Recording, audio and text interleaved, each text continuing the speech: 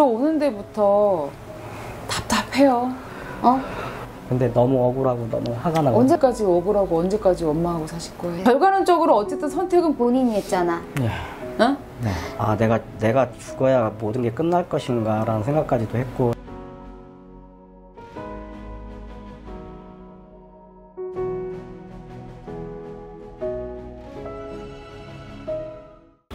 네, 안녕하세요. 어서오세요. 네, 안녕하세요. 아니 들어오는 데부터 답답해요. 앞도 깜깜 뒤도 깜깜. 깜깜한데 절벽에 서 있어 보니. 조금 있으면 떨어지겠어. 그리고 불안해. 뭐가 이렇게 불안해? 불안하고 초조하고 짜증나고 아무것도 하고 싶지가 않아. 그쵸? 네. 세상에 원망이라는 원망은 다 갖고 있다 그래. 맞습니다. 먼저 성함하고 생년월일부터 말씀해 주세요. 네.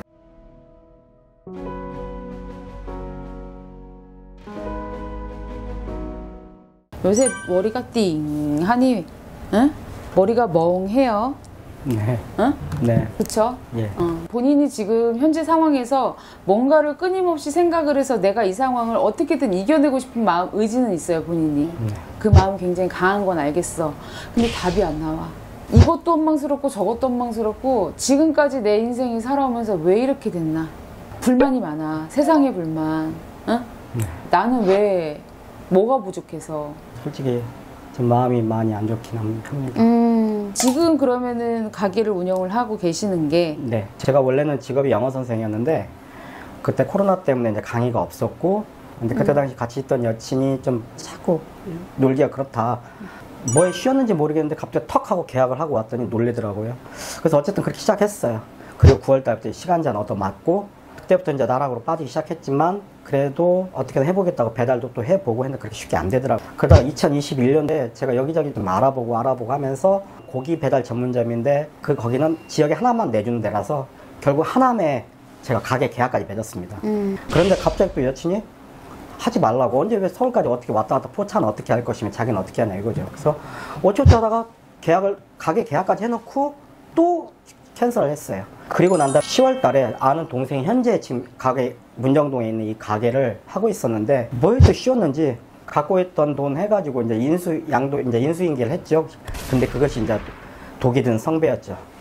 이렇게까지 장사가 안 될 거라고 생각도 못 했을 뿐더러 평소에는 무슨 중요한 일 있으면은 보살님들 찾아뵙고 이 문서를 잡아야 하냐 아니면 이걸 해야 하냐 그렇게 했던 애가 뭐에 뒤집어 씌웠는지 그냥 그걸 해서 그 가게와 포차를 양쪽을 왔다 갔다 하면서 했는데 가면 갈수록 대출 받은 것도 1억이 넘게 있었고 이금융권 5천만 원에 또 뭐 천몇만 원도 있었고, 제가 일수까지 써가면서 어떻게든 버틴다 해서 가게를 유지를 했습니다. 어쨌든. 그러면 본인 자체가 왜 그 지경이 됐는지에 대한 진단은 분명히 필요해요. 네. 본인이 봤을 때는 뭐 이 여자친구 이름 넣지는 않았지만 이 여자친구 만나서 본인이 된 게 하나도 없어. 맞습니다. 이 여자친구분 자체가 어떻게 보면은 본인의 앞길을 막는 사람이었다 이렇게 생각을 하시면 돼요. 헤어지셨죠? 네. 얼마나 되신 거예요? 헤어지신지? 지금 일주일? 여자친구분 자체가 우리 님하고 만났을 때에는 서로 이렇게 앞을 막는 사람들, 궁합적으로 봤을 때 서로가 이렇게 상충한다 그랬죠? 그런 것 같습니다. 네, 그런 궁합이신 분들이 만났다 보니 뭘 해도 좋아야 되는데 이게 좋은 게 아니라 계속 깎아먹는 거예요. 어떻게 보면 여자친구랑은 잘 헤어지셨다. 저는 지금도 그 고기 배달 전문점이 너무 아까워요. 원망스럽고 가슴을 치고 제가 하루도 수백 번씩 진짜 거의 애가 이렇게 좀 미쳐가는 것 같아요. 그게 왜 그러냐면 분명히 그때 고깃집이 어떻게 보면 본인한테 굉장히 좋은 운기셨거든. 놓쳤다. 근데 너무 억울하고 너무 화가 나고. 언제까지 억울하고 언제까지 원망하고 사실 거예요? 그러니까 어차피 지나간 시간을 다시 뒤돌릴 수는 없지만 지금부터 더 잘해서 살 길을 만들어야겠다고 생각을 하는데 사람인지라 계속 원망만 들죠. 애초에 포차도 하지 말았어야 했는 건데 그냥 포차는 그렇다 쳐요 그냥. 근데 고기 그 배달 전문점은 너무 아깝죠? 진짜 아까운 얘기 한 번 더 해드리면 본인이 어쨌든 그때 그렇게 좋게 들어온 운기 자체를 놓치셨어요. 그래도 나쁘지 않은 거, 이제 인생에 있어서 어떻게 보면 마지막 운기가 들어와요. 잡으셔야죠. 저는 가게에 좀 나가게 해달라고 하루에도 수십 번씩 기도하고 하루에도 수십 번씩 혼자 기도한다고 되겠어요, 그 기도가? 우리 박성님 사주 자체는 조상의 공덕으로 먹고 사는 사주다 그래요. 예전에 많이 빌었던 공덕이 있으셨기 때문에 지금까지 이어져 오셨다. 그런데 이 집은 제사도 끊어지고 뭔가 산소도 건드려서 뭐 탈이 나고 좀 하셨어 보니까. 제사가 끊어진 거는 맞죠?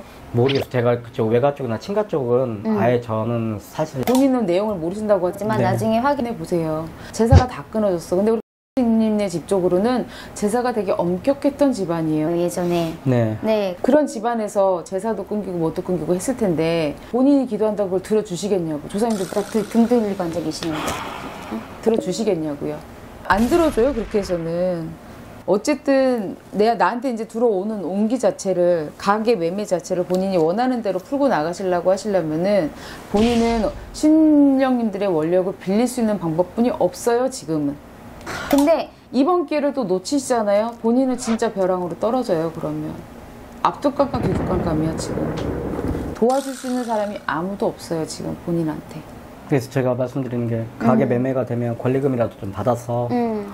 좀 다른 지역으로, 하남이나 이런 다른 지역으로 가서 아예 배달 전문점 하나 해서 그렇게 한다고 그러면 다시 일어날 수도 있을 것 같기도 합니다만 지금 상태에서는 사실 돈이 그런 생각도 했습니다. 아, 내가 죽어야 모든 게 끝날 것인가 라는 생각까지도 했고, 신용불량자는 아직은 아닌데 다음 주 정도 되면은 이제 카드도 막히지 않을까 싶고, 갚는다 해서 계속 갚아냈는데, 그러니까 원망이나 그런 분노는 어차피 지나간 일이니까 더 해봤자 아무 의미는 없는데, 그래도 살고 싶어서, 잘 살고 싶어서 그냥 좀 이 가게가 매매만 됐으면 하는 바람으로 삽니다. 두 개만 뽑아보세요.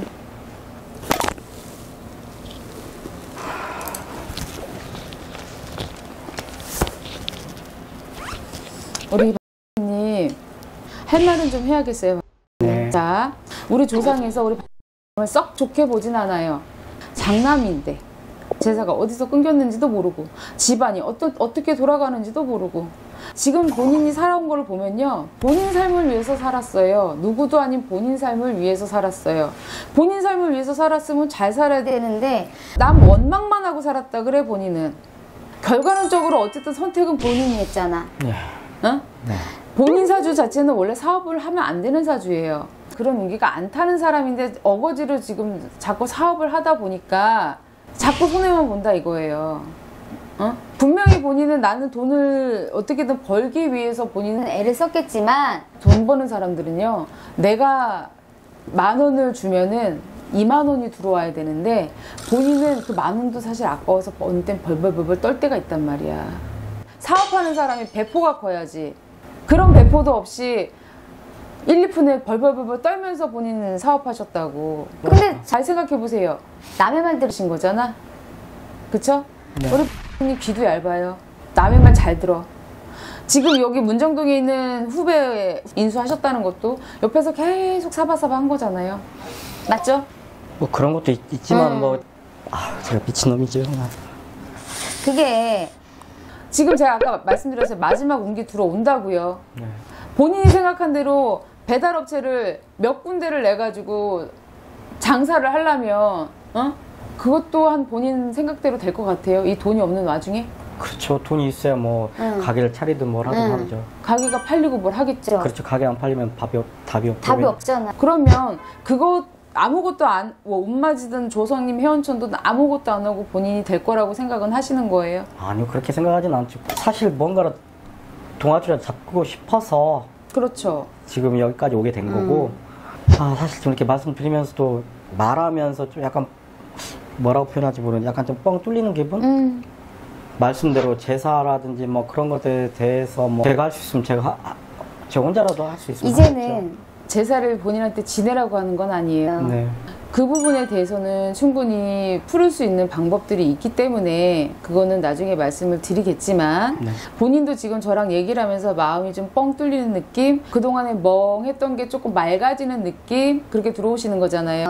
원래 오기 전까지 되게 답답하고 좀 그랬는데 오히려 좀 혼도 나고 내가 지금 좀이라도 바꿀 수 있다면 이 은혜, 이 모든 것을 다시 돌려드릴 수 있는 그런 기회가 왔으면 좋겠어요. 와요. 충분히 오는데 중요한 건 그건 본인이 잡으셔야 돼. 왔으면 좋겠어요가 아니라 분명히 지금 우리 박성진님 앞에는 그 운이 기다리고 있어요. 잡기만 하면 돼요. 그냥은 안 돼요. 제가 다시 말씀드리지만 그 끊어졌던 공줄을 다시 이어 붙이셔야 돼. 그 공줄을 그냥 끊어진 상태에서는 뭐가 되지도 않아요. 네. 잡으셔야 돼요. 마지막 기회예요, 본인한테는. 이거는 본인의 결심이 굉장히 필요한 일이에요. 너가 좀 풀리려면은 돌아보라고. 너 정말로 조상님을 풀어줄 마음이 있는 거냐고 지금 물어보시는 거라고요. 네, 그렇게라도 풀어서 마음이 푸신다면 하겠습니다. 확실해요. 네. 약속했어요. 네. 다시 두개 도와줄게. 조상에서 도와줄게.